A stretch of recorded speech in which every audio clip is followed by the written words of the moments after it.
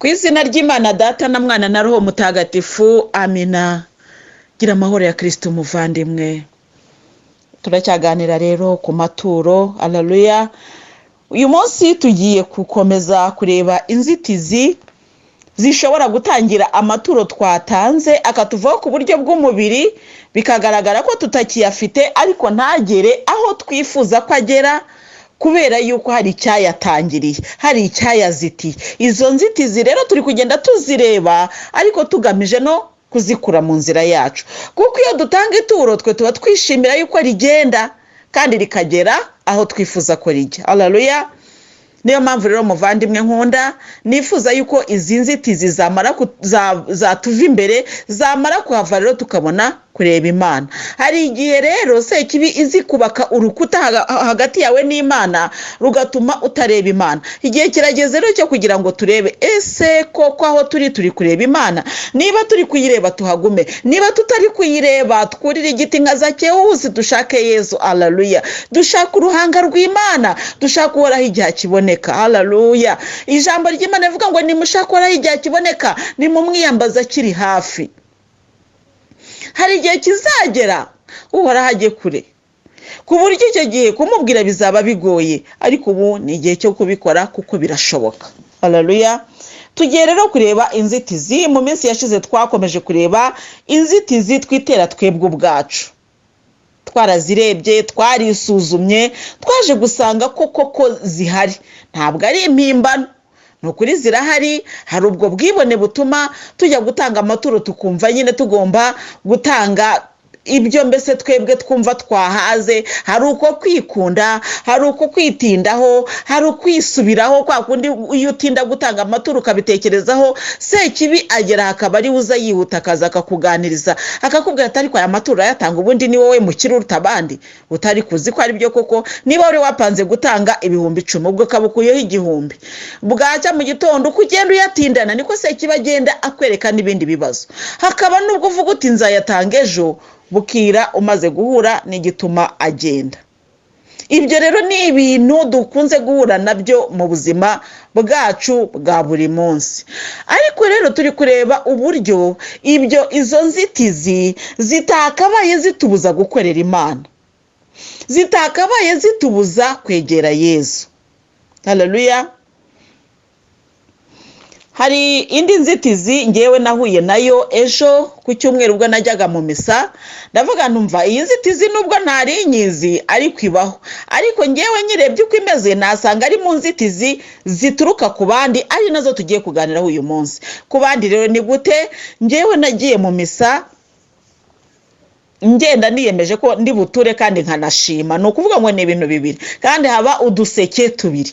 Haba igihe cyo gutura tukajyana ituro, kandi niyo babara no kuranga mu kiliziya baravuga bati mu gutura batanze aya n'aya, mu gushima Imana cyangwa mu gaseke k'impuhwe cyangwa se ko gufasha abakene haboneka aya n'aya. Ubwo rero ngewe naravuze nti ngewe aya ngaya ndayashyira mu gutura, aya ngaya ndayashyira mu gaseke k'umukene. Ubwo ndagiye ngezeyo mu gaseke k'umukene nsanga ntikabonetse uwo munsi, ntako batanze. Kuvuga ngo twatanze amaturo mu gihe cyo gutura birarangira. Noneho ngiye mu kujya gutura natanze igice kimwe cya kabiri cy'ituro nari natwaye, mvuga nti ubwo ngubwo ni mu kindi cyiciro ndi buture irindi turo. Icyo cyiciro kindi nticyaboneka, iryo turo ndarigumana. Noneho mbwira Yesu ntese kuruzi ntatuye kandi bidaturutse kuri nge ndabigenza ne? Arambwira ati rero n'ubundi cyari kigenderewe no gufasha umukene, ni ukugira impuhwe. Ni nayo vanjiri badusomeye ejo, kandi nayo magambo padiri yatwigishijeho cyane atubwira ngo muba abanyampuhwe. Haleluya. Nuko noneho rero muri kwa kundi nyine muri kwa ushobora gutanga iryo turo naratashye. Yesu yarambwiye ati wowe iryo turo rigumane, n'ubundi ryari ry'umukene ngenda kwereka umukene uri burihe. ko rero muri make nasohotse muko nari navuze ni Nyagasani iri turo si iryanjye deja no kuvuga ngo ikintu namaze gupanga ngo ndagiye Imana kiba cyamaze gusohoka mu byanjye ni none rero Nyagasani Yezu ni wemere ko iri turo ryinjirana mu rugo ko ni ryinjirana mu rugo nanjye ndarirya nanjye mba erega natwe tuba dukennye ntabwo tuba tworohewe kujya gutura dutangana umutima ariko si ukuvuga ko dutanga ibisagutse ku bukire bwacu. Haleluya. Hari n'igihe ureba ukavuga uti mva 90% nsigaranye ntacyo biri bumarire ariko kweho rya rimwe rya 10% ni ukuvuga rero ngo rya 10% iyo ubonye rigarutse kugira ngo rizongere gusohoka biba ari ikibazo.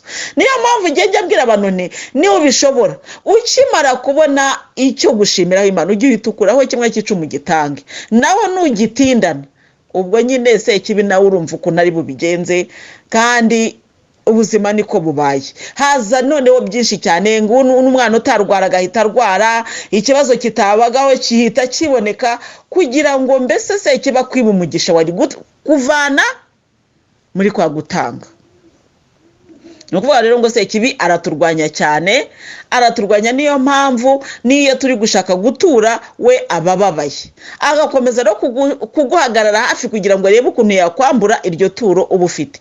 Se kibi rero abameze nk'igisiga nk'igisiga kireba inyama iyo igisiga cyabonye inyama gikomeza gukinira hafi aho kigakomeza kiza kigajya gikubita ibabaca kikabona ntikizitwaye ubwo rero iyo utabaye maso ngo inyama yawe yipfundikire iyo utabaye maso ngo ufate igiti ukubite cya gisiga nukuri inyama yawe kirayitwara. Haleluya. Bisaba rero ko tuba maso kugira ngo inyama yacu igisiga kitayitwara kuko kiba kigambiriye kuyitwara kugira ngo mbese kugira ngo duhombe. Ariko muvandimwe iyo wamenye Yezu ukaba uri kumwe na Yezu humura ntabwo igisiga kizagutwarira umugati ntabwo kizagutwara inyama gusa birasaba ko tuba maso cyane kugira ngo tumenye uko tugomba kwitwara imbere y'igisiga gishaka kutwambura inyama. Nuko rero ubwo icyo Yezu yamaze kumbwira ati niryo umukene navuze ni nanjye koko niryo umukene ariko twumvikana ko navuga ni Nyagasani kuko nzi neza ko nkunda kuko ngenda bizi ko Yezu nkunda kandi nkaba icyo ngiye gukora uri kureba mu mutima wanjye ukabona uko byanditse ndakwinginze ntunyemerere ko iri turo ryinjirana mu rugo ndisubiranyeyo.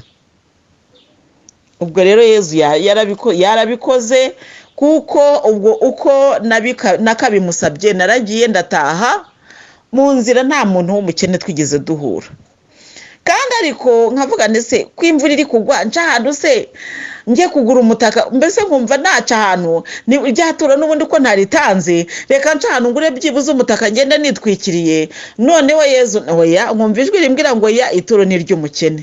Ndagenda ngeze ku irembo ku marembo y'iwanjye rwose ngiye kwinjira mpahurira n'umuntu umusaza w'umuturanyi ni umuturanyi ariko ufite ikibazo ndabizi ko agifite noneho no kubera ibyo bibazo aba afite ntabwo akunda kugendagenda. Ubwo yari afite agafuka bigaragara ko yaragiye kuko nawe twahuriye ku marembo ariko yasohotse muri butike nyine mbona nta kintu atahanye. Namaze ndetse muzehe ko ndeba usubiye yawe bigenze bitati nari ngiye gushaka umuntu ukoramo hari ati nsanze atari we wakoze harundi nuko nisi wo wundi we ntabwo yaguha icyo washakaga ngo yango nsanze ngo icyo nashakaga ngo nta gihari ngo none nsubiye ngo ndatashye. Ubwo numva ko ari gutyo ariko numva ijwi mu mutima rirambwiye ngo uyu ni wa mukene muhe bya bindi. Noneho ndavuga nuko biri kose uyu mukene Yezu ni watunze urutoke narakubwiye muvandimwe ni mu gutanga ngiye mfite principe ivuga ngo icyo Yezu ambwiye imite ngikora kuko ni nibeshya gatanga banza kuvuga ngo none se ngo ubwo yutangiye ngo none se ubwo umenye ngo se kibigiye kuza yitambike.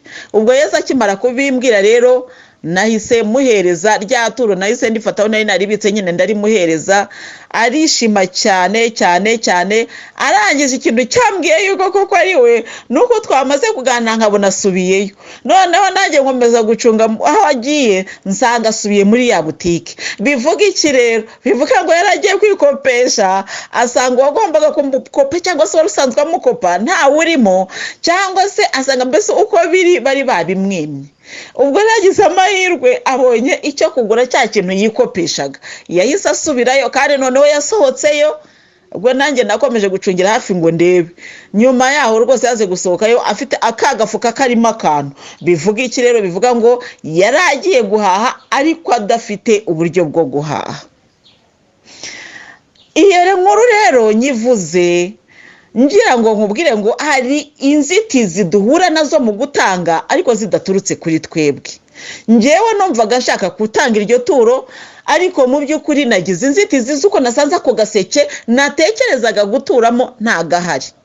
Ubwo rero mu kugaruka ushobora kugira gutyo ugahita uhura n'ingorane ituma noneho rya turo urikoresha mu bindi utari wateganyije. Icyo gihe rero nibwo ngiye nabwiye Yesu nti ntundenganye, ni nawe urabibona, ntabwo ni Nyagasani, ni rero ntibamera ko ryinjira mu rugo, nubwo ntundenganye, njyewe mweretse ko mfite ubushake bwo gufasha ariko ntundenganye.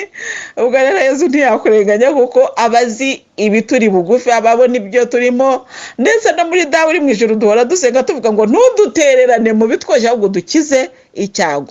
Ni ukuvuga rero ngo ibitugora, ibidushuka, ibitugusha ni byinshi, natadutererana ni ukuvuga ngo azakomeza kuba hafi yacu adutabare kandi aturengere. Haleluya.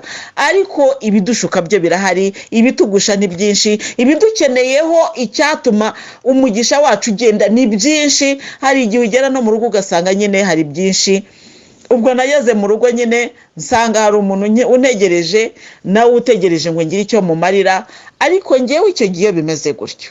Mbwira Yesu urabibona ko si niwe wambwiye ngo ntanga, ubwo kandi njyewe umukene nsezereye ntacyo mfite numva ntuje pe, ntabwo numva umutima umkomanga nkumvuga ngo ariko si uko ntacyo mumariye. Ya ndavuga nti none se ko Yesu wambwiye ngo mfashe uriya namufashije kandi byatunganye, none rero Nyagasani njye nta kintu mfite. Habaho rero inzitizi tugira ziturutse ku bandi bitewe n'amagambo bavuga cyangwa se n'ibikorwa bakora.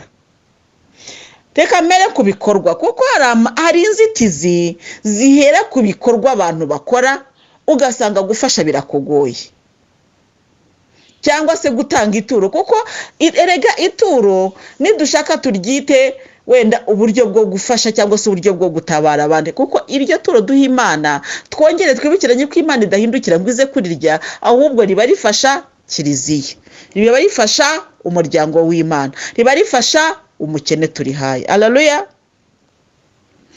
Ubwo rero ukuntu njyewe nabonye yuko hari abantu mu by'ukuri Sekibi adushyira imbere kugira ngo atugushe. Ibyo rero nabyo ni ukubyitondamo bavandimwe, ukamenya ngo niba ugiye gutanga wowe ujye ubanza wicare wumvikane n'umutima wawe. Ese rero icyo kintu ugiye gukora nibyo koko kivuye ku mutima?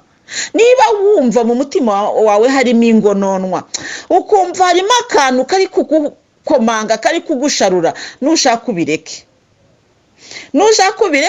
Cyangwa se nunabikora ubikora ubanje gusenga. Ubwo ndashaka kugira rero ngo naho nguho ubuhamya bw'ibintu byambayeho nanone ejo mu buryo bwo gutanga. Hari amaturo dutanga agahagama rwose, hari amaturo dutanga agahagama pe, ariko agahagikwa n'abantu dufasha. Aha rero niho nshaka kukubwira muvandimwe, hari igihe utanga ituro cyangwa se imfashanyo, ya mfashanyo yawe ntigende. Ibyo rero reka mbigusobanura uko njyewe nabonye ko abantu turi kumwe, abantu dufasha, nabo ubwabo Sekibi bajya bakoresha kugira ngo aduce intege, ajya bakoresha kugira ngo aducishe bugufi. Sekibi bajya bakoresha. Niyo mpamvu nkubwira muvandimwe, nurabe maso, ubere maso ibikorwa byawe, kuko igikorwa utazabera maso kizagucika kigendere kandi ari igikorwa cyiza. Ariko Sekibi azakiba rero, azakiba mu buryo agutesha umutwe, agasa naho akwibagije icyo ugomba gukora, agasa naho akwibagije icyiza. Wamara no gukora icyo kintu ukumva umutima wawe urabihiwe, ukavuga uti ivuse mbikoreye iki? Burya rero iyo bigenze gutyo, narabikubwiye muvandimwe, n'ukuri ku Mana nta kiba cyanditsweyo. Hari igihe rero Sekibi nawe aba yagize ifuhe, akagira ishyari ry'icyo tugiye kwakira cy'igisubizo giturutse muri rya turo tugiye gutanga, giturutse muri kwa kwigomwa muri ya mfashanyo tugiye guha abamukene, Sekibi akayitambikamo. Sekibi wamureba ugahita ucumura, wamara gucumura rero ukaba uraguye. Muvandimwe rero ndagira ngo abantu tuhakora tuhitondere, kuko nge nabonye ko hariho pe byambayeho. Rero ubwo mvuye mu misa uko nguko niko byangendekeye, ndatashye nsanze hari undi muntu ntegereje, nawe ubwo ngubwo tugira uko tubirangiza. Noneho mugende mbese ndi mu rugo, ndi mu turimo twanye, ndi kuvuga nereka nze nkore audio rwose ngire vuba vuba, mbese numva mba ngomba gutegura za audio nkazitegura, numva mfite umutima rwose utuje. Ndavuga nubwo mvuye mu misa umugisha ndawufite, ngiye gukora audio. Mu gihe ndi muri ibyo ngibyo rero abana barambwira bati mama hari umuntu ugushaka. Ngenda ngiye kumwitaba, ngeze hanze nsanga n'undi mukene, ariko mu mutima wanje naravuze nako Nyagasani umuntu mpamagaye ngiye gukora audio kuko aturutse mu ijuru. Mwumva mu mutima wanje habanje kumva ko habihiwe rwose, nabanje kumva numva ntanezerejwe no kumva ko hari umuntu ngiye kwita, kuko numvaga hari indi gahunda. Mbese ni nk'uko umuntu yakwicira gahunda, nk'uko umuntu yahagarika gahunda wari ufite kandi wumvaga iguteye, navuga ngo iguteye amashyushyu, cyangwa se wumva uyifitemo imbaraga. Noneho rero izo mbaraga umuntu yakubwira ati ndagushaka, ukumva zibaye nkaho zigabanutse cyangwa zicitse kubera yuko ugiye kubanza kumwitaba. Ndavuga ni rero kenshi na kenshi ngiye gukora audio nako ni buri gihe ndabanza gashyira ibintu byose ku ruhande, mbese icyo ngomba gutunganya nkagitunganya, kugira ngo hataza kugira ikinkenera mu gihe ndaba muri uko gutegura, kuko icyo ari cyo cyose cyatuma mpagarika urumva cyaba kimpemukiye. Hari n'ukuntu wenda umuntu ageraho, wenda tuvuge ndamutse nkoze audio imwe indi nkaza kuyikora nimugoroba, kenshi ntabwo nabasha kwibuka uko zakurikiranaga. Kugira rero ngo mbashe gukomeza muri logique twatangiriyemo, bisaba ko nkomeza. Ni ukuvuga ngo ndategura iya mbere, ntegure n'iya kabiri, wenda ndekeraho. Ubwo rero iyo bitagenze, iyo ngiye gutegura audio nicyo navugaga, ndabanza ngashyira ibintu byose ku ruhande, nkabwira abana niba hari icyo bashaka kumbwira, mbese muri make nkareba ikihutirwa, nkareba kuri WhatsApp niba hari umuntu wanyandikiye wihutirwa, mbese muri make ndabanza nkareba ibyihutirwa bishobora kunza kumbera intambamyi. Niba hari umuntu dufitanye gahunda ndamwandikira cyangwa muhamagare mubwire ko nambura aza kubaza runaka, mbese muri make ikintu cyose ngishyira mu mwanya wacyo. Kenshi na kenshi rero bituma iyo napanze kundibuze gukora za audio, bituma hari ubwo ntashobora no gutanga rendezvous, atari uko ntahari, ahubwo mbona ko nta mwanya ndibuze kubona wundi, ahubwo nza kuba ndi mu kazi, kuko nako nakazerega kandi tugomba kukubahira ko ari akazi. Ubwo rero iyo haje umuntu tudafitanye gahunda, kenshi na kenshi ndavuga ne ko Nyagasani uyu muntu koko ubuse koko we kuki wemeye ko uyu muntu aza kandi uzi gahunda zawe. Erega gahunda za Yesu nazo zirubaho. Haleluya muvandimwe. Erega izi gahunda ubu ngo biyo ntakoze audio, muvandimwe umenye ko nshobora no kuryama sinsinzire, umenye yuko hari n'igihe njya kuryama Yesu akambwira ati waryama uti udakoze audio. Nkavuga ni Nyagasani n'ibitotsi ntibyaboneka. Ntabwo rero bijya binyorohera kuba nategura audio, wenda mbese hari amasaha ntashobora kuyiteguramo bitewe n'impamvu nanjye mbanzi. Ubwo izo mpamvu zose ntabwo ndibuze kubwira muvandimwe, ariko icyo nshaka kukwibwirira n'uwo muntu waje nkabona ko yishe gahunda njyewe nari namaze gupanga. Noneho numva mu mutima ndatekereza ako si uyu muntu ubu Yezu koko ni wowe umwohereje koko. Numva rero ngiye kumureba, numva mfite akantu kakangononwa mu mutima, mbese ubwo ni nk'akantu ko kwijujuta mu mutima, ndi kuvugana koko ubuse koko uyu muntu, ubuse koko ako kantu iyo kajemo rero burya ubwo intangiriro iba yatangiye kuba mbi. Ubwo rero uko namaze gusohoka naragiye nsanga ni umuntu, kandi kuko ariko uwo muntu numva arancumuje pepe, nkimubona nahise numva ncumuye nte rero. Umuntu uwo muvandimwe rwose ni indushyi pe, ni imbabare igaragara kwa, ntabwo ari no bya bindi umuntu avuga wenda ngo ateka umutwe. Ariko muri ubwo bubabare bwe no muri ubwo burushyi bwe nawe narasenze mbona ko umuntu abifitemo uruhare. Ni ukuvuga ngo nawe agerageza, navuga ngo kwihagaraho, mbese muri macyaro ukuntu umuntu nawe ubwe yibera inzitizi y'umugisha we. Ubwo rero uwo mubyeyi akaba afite abana n'umukene pe, n'umukene. Noneho rero ubwo ngewe twahuye arimo kugenda nyine agenda yifashisha ubwo yari atwite yambaye ijipo imwegereye indi igera iriya afite utwana tubiri ashoreye mbese ubona ko ari umukene atagira n'agatenge. noneho rero icyo gihe nta kintu na kimwe nari mfite pe na kimwe, ariko kuko numvaga rwose n'icyo nagira cyose nakimuha. noneho ndamubwira nti muvandimwe duhuye nta kintu mfite, ariko murangira iwanjye ndahamubwira ni ejo uzaza uhansanga wenda ndi mu rugo hari sinzabura wenda n'agatenge niyambura nkakamuha, kuko ubwo twahuye ndi kugenda. uwo mumama yaje kuza mu rugo ambwira nyine akaga yahuye nako, umugabo yaramutaye amutana abana amuta muri Kigali nta hantu afite, mbese ni ibibazo bikomeye. noneho rero ndamufasha uko nari nshoboye kandi kuko bimbabaje. nyuma yaho aza kubyara nabwo ndagerageza kumufasha uko nari nshoboye. noneho amaze kubyara ndamubwira nubwo rero ugiriwa ubuntu Imana ikabidutabaye ukabubyaye amahoro, reka nkwereke ngiye kugushakira amikoro makeya mfite, kuko nanjye nta menshi nari mfite, nayo mfite, ningiye mu mikoro make ngiye kugushakira uko wagenza ukagira gushaka ikintu wakora ariko ukagira nawe uko witunga. ati nibyo rwose turabyemeranywa kandi birakunda. ubwo muha amikoro makeya nari mfite, ntabwo ari ngombwa ngo nkubwire ngo nuko mbigenze gutya, muha amikoro makeya nari mfite. nabwo rero genda ushaka akantu ukore. aragenda ashaka akantu arakora, ariko nyuma y'igihe gitoya aza kugaruka ambwira yuko ka kantu byanze biranga.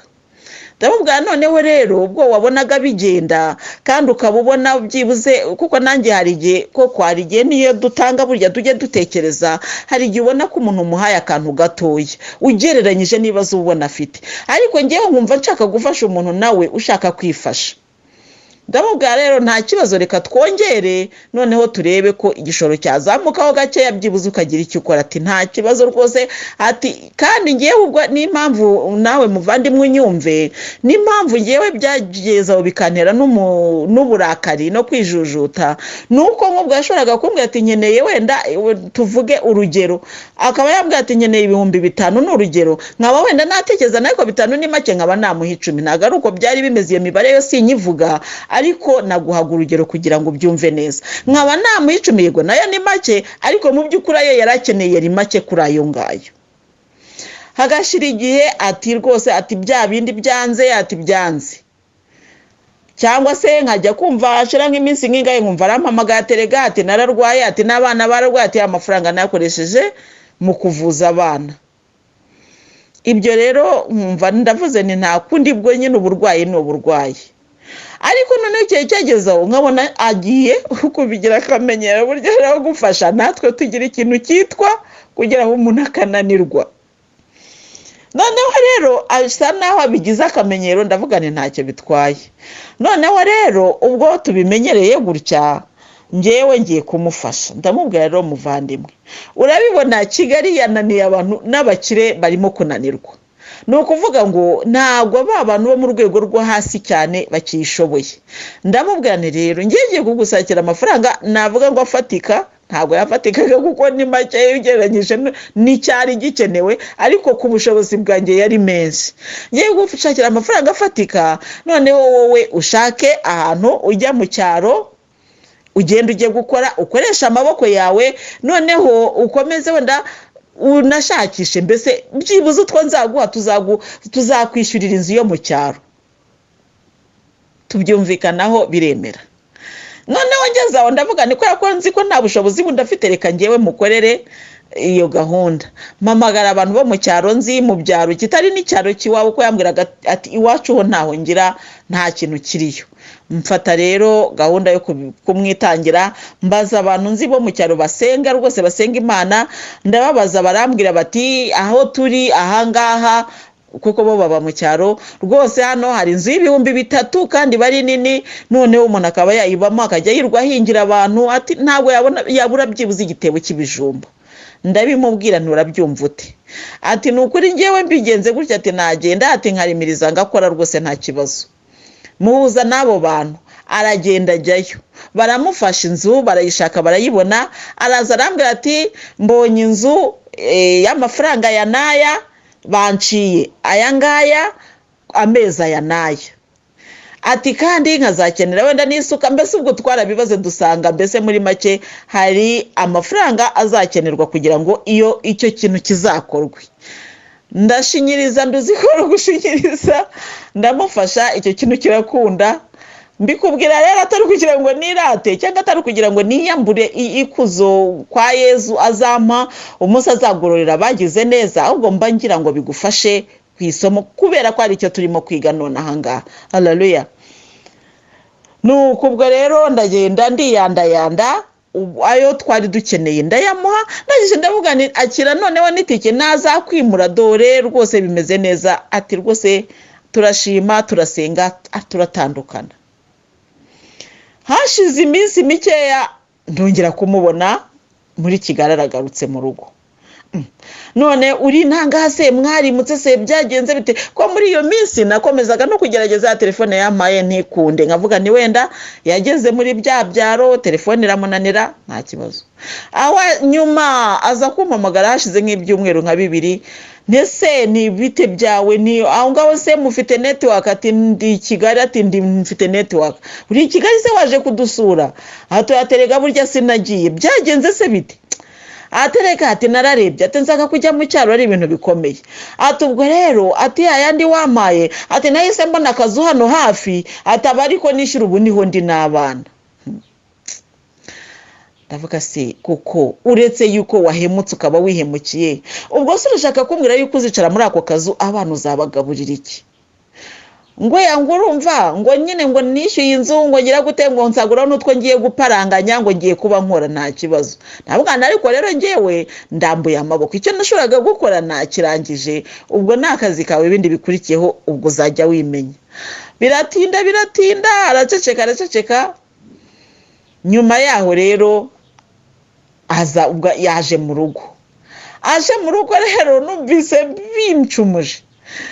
Ubwo rero arasobanurira, arambwira ati narakoraga burya, ati narakoraga, ati nuko mfunze ngiye gusenga, ati umujura araza aca ingufuri, ati twadufaranga twose arakukumba, ati ubu ngubu ntako nsigaye meze.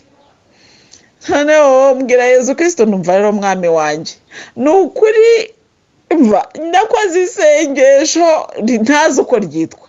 Mbwira Yezu, numva rero Yezu urabizi umutima wampaye urawuzi, ubushobozi mfite urabuzi. None rero mwami wanjye ndumva uyu muntu ntakirimo kumukoreraho umugisha. None ndakwinginze mbabarira umunkurira ahangaha kugira ngo ntazavaho nijujuta cyangwa nkaba namubwira nabi bikambera igicumuro mu maso yawe, kuko ndumva nta mugisha ndi kumukoreraho. Yezu arambwira ngo bimubwire. Ni nyagasani ndabimubwira pe, nagenda ndamwegera. Ndabubwa numva rero muvandimwe, nta mugisha nkigukoreraho pe. Nakubonye numva mu mutima wanjye ko haje ikintu cyo kwijujuta. Uzi ko twari twumvikanye gutya na gutya. None dore kandi koko yabaye nabi, yarananutse, yararwaye, barwaye ubuhere. Arambwira ati yewe, ati byanjye byantu, ati rwose, ati no mu mudugudu baragerageje, ati mu kagari baragerageza kumfasha ko byarayoberanye. Ndabubwa rero muvandimwe, ntabwo mbona icyo nagukorera. None uragira ngo bigende bite? Kandi ubwo niba agiye kuza arazana n'abana be, kandi akaza ataguteguje, ukajya kureba ugasanga wenda nta nicyo ufite ako kanya cyo kuramira abo bantu, ukabona ko nta mashereka afite umwana wonka. Uwo mwana wonka umurebye amuhetse wagira ngo ni uruhinja rw'amezi angahe, kandi uwo mwana afite imyaka 2, ndumva imyaka byose imyaka 2 iri hafi. Akana karagenda ariko ni gato cyane. Ndamureba ndavuga none rero ubu uragira ngo ngufashe iki, nkumarira iki koko? Arambwira ko icyiza cye ntago ari umuntu uzavuga ngo nimumfashe, we yaraza akanganiriza ati nari ngukumbuye narakubuze, ariko wamureba nyine ukahita wumva icyo akeneye. Nuko ubwo rero byarangiye gute? Rero byarangiye mubwene mbwira none ikintu nagufasha, ariko ukumva ko noneho ndangizanya nawe, kuko ndashaka kurangizanya nawe kugira ngo ibyo nakoze bitazavaho bimbera umuvumo. Kuko nakomeza nge nabwezo ni nakomeza kuza nukuri umuvumo uri buze kuri ngiye, kuko ntabwo nzaba nkimwishimiye. Kuko ntabwo ari byiza yuko umuntu mbese ari icyo ndi kukubwira ku nzitizi ziterwa n'abandi. Hari igihe ufashe umuntu ukabona adashaka no kumva ko, mbese atashaka kugutera inkunga yo kugira ngo ituro ryawe rizamuke. umuvandimwe rero twumvikanye yuko yarambwiye ati noneho navuye kwizima, ati noneho nta nubwo kujya mu cyaro cyandi, ati nabwiye mabukwe ko abana abuzukuru be ngiye kubamuzanira noneho babe kwase nta kundi nabigenza, ati kuko urabona bagiye kumfira mu maso. Ndamubwira ni rero ingiye ikintu ndi bugukorere niki, none ahangaha akira ifunguro ugenda ugaburira abana, noneho muhu munsi uzaze nguhe itike. Warabaza usanga arangaye, yambwira iyo yabaza agasanga ni itike izamugeza iwabo kandi akagira n'icyo atangira agezeyo. Ndamubwira nti rero mu bushobozi bukeya mfite iyo tike ndayikwemereye, kuko yari kumbwira ati ubwo ati nafashe umwanzuro ko nzajya ku kagari ngo nkabwira executive bakanteranyiriza bakazakora nk'umunsi w'umuganda, kandi umuganda uba rimwe mu kwezi, cyumweru kuwa gatandatu wa nyuma w'ukwezi. Ati bakazanterateranyiriza nkabona ko bagera byibuze kuri ayo ngayo kugira ngo mbashe gutati, kuko nta wundi mwanzuro nanjye mbona mfite. Ndamubwira nti rero wikwiye kujya gukoresha iyo nama, reka njyewe nishakashake ndebe ko nayabona, ariko noneho nyaguhe upakira abantu utahe pe. Njyewe niyo wampamagara uri mu cyaro ukambwira uti inzara itwiciyeyo, nakumva ko ari inzara, ariko ubu ngubu sindi kubona ko ari inzara, ahubwo ndabona ko wanze kuva mu mujyi, kandi uyu mujyi ntago abantu benshi bawushoboye pe. Ubuzima bwo mu mujyi buraruhije. Mu mujyi kugira ngo urye nuko ugomba kuba ufite amafaranga, kugira ngo ube yafite utayibye nuko ugomba kuba wakoze, kandi ako kazi ntago abantu benshi bagafite. Abashomeri ni benshi, ugasanga rero mu by'ukuri abantu baba bakwiriye gutekereza kure bakareba kure. Ubwo rero muri make twatandukanye twemeranyijwe gutyo. Ubwo rero niyo mpamvu nakubwiraga nti hari inzitizi ziterwa n'abantu dufasha. Umuntu ugasanga ntagashaka kugira ngo niba wenda umubwiye uti kora gutya nawe abigukorere, kandi rero ngewe nicyo Yesu yarambwiye aterega iyo umuntu adashaka kumva nawe ntago uzamubazwa. Nukuri muvandimwe reka nkubwire, nubwira umuntu tugira gutya akabyanga, nukuri kumureka birashoboka, kuko n'ijambo ry'Imana rivuga ngo nimubura ubwenge nzabareka. N'Imana ishobora kukureka. Imana yaravuze ngo nimugira gutya mugakurikiza amategeko yanjye, imvura izagwa, muzajya muhinga mweza, ariko nimwanga kubikora. Nukuvuga rero ngo hari igihe umuntu yanga gukora icyo Imana ivuze kubera umutwe we ukomeye. Uwo mutwe ukomeye rero ujya utuma abantu benshi bataronka. Uwo mubyeyi ntago ari umutekamutwe pe, ntago ari umutekamutwe. Wenda nisibye byo kuvuga ngo niba abandi umuntu aba yarahuriye nabo mu nzira, oya ku kigaragara rwose ntabwo ari umutekamutwe. Ariko noneho niba atari umutekamutwe mu buryo bwo gusaba, ariko noneho nanjye ananiza uko muhaye nkavuga nigira gutya akagerageza, wenda bikanga, si kuvuga ngo ntabigerageze, ariko mu by'ukuri ukabona yuko afite n'icyo kintu cyo kudashaka kuva mu mujyi. Icyo kintu rero ngipfa n'abantu ngewe. Ngipfa n'abantu benshi cyane, ugasanga abantu barimo kugorwa mu mujyi, ariko wamubwira uti wakwigire mu nkengero z'umujyi cyangwa mu cyaro, ugasanga ahubwo uramututse. Ngo ngewe ngo sinshobora kujya mu cyaro, ngo urumva ngo ngewe ngo najya mu cyaro gute, ngo reka ngo ngewe ngo, ugasanga umuntu ari guhunga icyaro. Ariko kandi wareba bari mu cyaro ugasanga bamurushije imibereho, ugasanga byibuze muri icyo cyaro aho ari gutinya hari uburyo ashobora gukorera amafaranga make y'umuhinzi ku munsi, bakamuha byibuze amafaranga make cyangwa se igitebo cy'ibijumba. Ntago ari kimwe rero ni Kigali, aho uzabona nta n'umwe wakubwira ngo ngwino mpingire. Kigali nta butaka bwo guhinga dufitemo, ahubwo usanga ari aho gutura no kujya kubaka. Abantu barabyize, hari abantu baba barabyize, n'abayede n'abafundi baba barabyize. Ntabwo rero wajya kubona umugore uhetse umwana ngo umubwire ngo ngwino ngo ujye kumbera umuyede, ntabwo byoroshye. Mbese hari ibintu ubona ko bikomeye pe. Nkavuga rero twebwe turafasha, ariko kandi nabo dufasha hari igihe nabo batubera ibifasha, hari igihe batubera inzitizi kugira ngo amaturo yacu azamuke. Muvandimwe rero ngewe umwanzuro ngiye kuguha uyu munsi ari nawe Yesu yampaye, ari nawe nakoresheje pe. Bwiza umuntu kuri, aho kugira ngo ukomeze kumfasha ugononwa, aho kugira ngo nkubwire ngo muvandimwe mfasha, umfashe nurangiza wumve bikuremereye ujye kubiganira na runaka. Ikiruta mpamagara umbwiza ukuri, umbwira uti rero muvandimwe nagufashaga nkumva ntago bindebeye, ko sinzi impamvu byatangiye kundemerera, ndananiwe rero. Aho kugira ngo nzakorere umuvumo kuri wowe, ndahagaze birumvikana azababara, birumvikana ashobora no kukuvuga nabi cyangwa akagutuka, ariko uko biri kose hari icyo muzamurangizanyeho, kurusha uko wakomeza kuguma ugerageza gufasha kandi wumva bikuremereye, kurusha uko yakubwira ati ntabara ukamubeshya kubera yuko waremerewe no kumufasha. Muvandimwe, ibyo ndi kuvuga uri kubyumva, aho kugira ngo umbwire ngo muvandimwe ngo ntabwo mbashije kugufasha, ngo hari umuntu umbereyemo ideni ngo utaranyishyura kandi ari nawe, ahubwo atinyuka umbwize ukuri, umbwira uti rero naragufashaga bikankunda ariko ubu ntabwo bikinshobokeye, kubera impamvu ugashaka ariko nawe uburyo bwiza ubivuga, kuko nanjye wenda nubimbwira wamfashaga bikangirira akamaro, nanjye ndababara, kandi nimbabara niho hahandi usanga umuntu atangiye no kugarura ya matura kera ngo iyi ngo ariko se ngo ubundi se ngo ugatangira kumutuka wa muntu wagufashaga kandi wenda yaragukoreye byinshi byiza. Hari ukuntu rero natwe tugomba no kugira rangaje nziza, donc uburyo bwiza tubwiramo abantu, ukamubwira ijambo rituruka mbese rivuye mu mutima mwiza, ukarimubwira neza, ukariherekesha amagambo meza, byibuze umuntu akaryumva neza. Avuga muvandimwe rero dore nagize ibibazo bimera gutya na gutya na gutya, none ndabona ubushobozi butakinyomereye, wenda Imana ninshoboza nkabona ikindi kiyongera ku icyo mfite nzagutabara, ariko ubu ntabwo binshobokeye. Ibyo biroroshye cyane. Noneho agasigara wenda arwana n'iryo jambo, ariko wowe ukaba warangije gukora inshingano yawe, kurusha uko wowe wavuga ngo ngiye kubikora kandi ntubikore. Nk'aba bana babiri ijambo ry'Imana ritubwira ngo ninde wakoze ugushaka kwa se.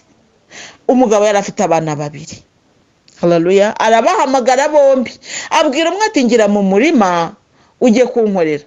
Umwana avuga ati dawe ngiyeyo rwose ntugire ikibazo, ntiyajyayo. Undi aramubwira ati sinshobora kujyayo, njyewe ntabwo nkwemereye ko ushobora kujyayo. Ariko igihe hirya arabitekereza asanga icyo se yamusabye gikomeye, ajyayo. Ijambo ry'Imana rivuga ngo muri abo babiri ninde wakoze ugushaka kwa se, n'uwo wamushubije neza cyangwa n'uwo wakoze icyo yamubwiye. Ugasanga rero ko ari wa wundi wakoze icyo yamubwiye. Bityo rero nawe muvandimwe, aho kugira ngo ujye ukomeza kuvuga ngo ngewe ngo nzabikora kandi ntubikore, ikiri utavugisha ukuri, uvuga uti dawe sindi bujyeyo, wenda nugira amahirwe hakagira icyo Nyagasana kugoborera nyuma ya rya jambo, ubwo icyo gihe uri buhindura imvugo, kurusha uko wavuga ngo Mana ngo ngiye kwiyemeza ngo kubikora kandi ntuzabisohoze. Ibyo rero biba bibaye bibi. Dutinyuke rero, niwo mwanzuro tugiye gufata uyu munsi, dutinyuke tuvugisha ukuri, dutinyuke tubwire uwo muntu tuti turabona bimeze gutya, uwo muntu kandi nawe dutinyuke kumubwiza ukuri, nawe atinyuke kwakira uko kuri tumubwije n'umutima mwiza. Haleluya. Ntabwo rero ari buri gihe bizatworohera ko tuzajya gufasha abantu tugasanga babyumva nkatwe, ntabwo ariko bimeze. Abantu baduca intege mu buryo bunyuranye, ari ubwo ngubwo bwo umubwira utigira gutya ntabikore, ari umuntu mbese hari abantu benshi cyane bagiye baduca intege. Muvandimwe ndabivuga nawe ukabyibuka, ukibuka umuntu waguciye intege haba mu magambo haba mu bikorwa, ukabyibuka. Umuntu rero ashobora kuguca intege mu magambo, kamubwira uti rero muvandimwe ngewe dore icyo nshoboye kubona ni iki ngiki, nicyo ngufashishije. Agahagarara akifata muganga ngo ubuse ngo koko ngo warebye ngo usanga ari igihe wafashisha ikintu iki n'iki, ugasanga mbese bikubereye, ukumva urakomeretse, ukavuga uti ahari niyo mbireka kumufasha. Cyane cyane rero nk'abantu bafite wenda nk'ababyeyi bakuze, icyo kintu bajya bakunda kukivuga, ugasanga nk'umubyeyi uramuhaye aho kugira ngo ashime, aho gakoga ngo mwana we ngo akangaka koko. Bibaho rero, bibaho. Izo ni inzitizi duhura nazo, kuko umuntu amara kubikubwira gutyo ukumva uracitse intege pe, ukavuga uti niyo mbireka ahari, uko cyaba kingana kose wamufashishije. Ariko iyo umuntu arengejeho amagambo mabi, uravuga uti hari iyo mbireka n'ubundi banza naruhiye ubusa. Ako kantu rero ugasanga kabaye impamvu yo kugira ngo rya turo ryawe rihanagurike, kaba kabaye nk'amazi umenye wenda ahantu wari wandikishije ingwa, warangiza ugashyiraho amazi, ako kanya ingwa irahanagurika. Muvandimwe mwiza rero, ndagira ngo turangize ijambo ry'uyu munsi twumvikanye yuko tugomba kwihangana ntiducibwe intege n'amagambo cyangwa n'ibikorwa by'abantu dufasha, cyangwa se ku maturo dutanga. Niba ugiye gutura ugasanga wenda ako gaseke kataje, ntuvuge ngo ntabwo nzatura ubwo birarangiye na Yezu abonye ko nta oya. Wumve yuko icyo wagambiriye mu mutima wawe ko uri bugikorera Imana, ujye ugikorana umutima mwiza kandi ugikore kirangire. Haleluya. Imana yo mu ijuru niduhe umugisha, ku izina ry'Imana Data na Mwana na Roho Mutagatifu. Amina.